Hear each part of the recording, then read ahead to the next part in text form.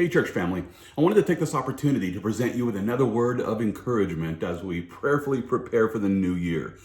Now, as we consider the current state of our country, it's possible that many of us have been asking, how did we end up with the government that we have today?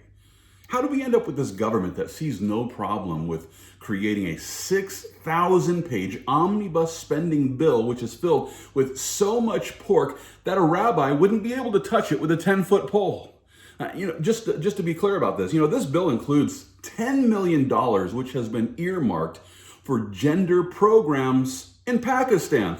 Now think about that for a moment. What average American, what average Joe woke up today and thought to themselves, I sure do hope that a portion of my tax dollars are being spent in Pakistan for gender programs. We know how confused they are about men and women, and they need the money for this. Not one of us thought this. Not one American outside of the government woke up today and just began wondering how we can provide the people in Pakistan with millions and millions of dollars for gender programs. So how did we end up with this sort of government? The sort of government that is willing to attach a $908 billion emergency COVID relief package to a $1.4 trillion omnibus bill, which includes billions and billions of dollars of foreign aid money that we don't have. I'll remind you, our nation is already in debt to the tune of $27 trillion. $27 trillion. And one reason why we're in so much debt, well, it's because our government loves spending money that they don't have on things that nobody wants. For example, in 2020, our government gave researchers at the National Science Foundation $1.5 million just to walk lizards on treadmills. Now, again, I ask, what average American struggling to earn a living in the midst of this global pandemic is sitting at home wondering about the way that, treadmills might affect the physiology of lizards? Not one of us. Not one of us wants to spend that money. And yet our government, who is supposed to represent the will of the people, our government is rapidly running this country deeper and deeper into debt with all of these ridiculous programs that no one's asking for. They actually spent $1.3 million in 2020 on a study which was focused on the question, are Americans willing to eat ground up bugs? Now, I could have answered their question for $100,000. I could have saved them so much money. The simple answer, no, Americans don't want to eat ground up bugs. But rather than asking me, they instead spent, more than $1 million doing the so-called research on this. And not only that, but they also spent close to $3 million preparing bugs for us to eat. They also spent $1.3 million subsidizing the research and the development at an insect ranch. That's right, America. We're paying for an insect ranch.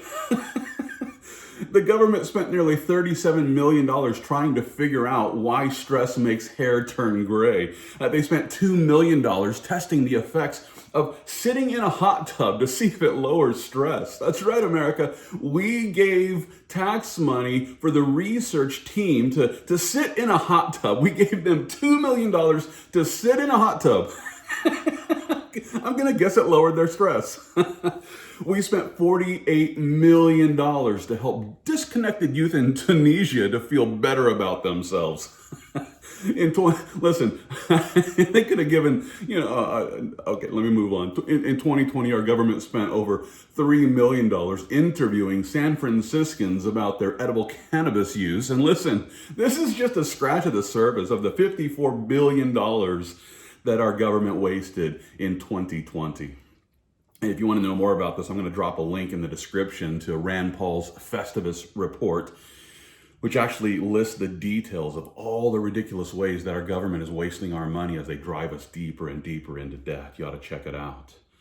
Now, don't get me wrong, because listen, I understand we need to pay our taxes in order to fund the critical infrastructure of our country. We need power, we need water, we need the fire department, as well as the police and the military.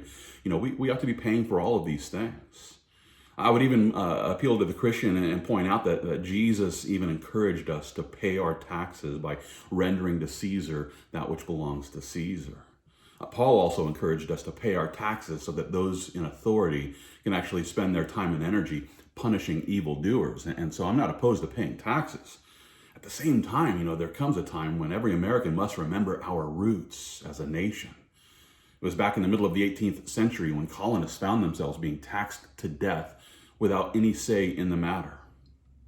Rather than sitting back and simply accepting the taxation without representation, well, the colonists decided that it was time to take a stand against the unfair taxation that raised the price on their tea. And as a result, the Boston Tea Party took place. Well, now here we are. It's 247 years after that political protest known as the Boston Tea Party, and Americans are once again being taxed. We're being taxed to death. We're paying for theatrical plays in Mumbai. We're paying for Olympic-themed events in Singapore. Things that no American wants to pay for. Without debate, the government that is willing to spend $10 million for gender programs in Pakistan, this is a government that is no longer interested in the will of we the people. Sadly, the solution to this problem, I wish I had one. It's sort of like, changing a flat tire while you're still driving down the road at 80 miles an hour. With that being the case, I'm simply going to take this opportunity to remind you of something that Paul wrote in Hebrews chapter 13. There he declares, "We have no continuing city here, but we seek the one to come. Therefore, by him, let us continually offer the sacrifice of praise to God, that is the fruit of our lips, giving thanks to his name." Christian, listen, there's coming a day when the Lord Jesus is going to establish his kingdom here on earth.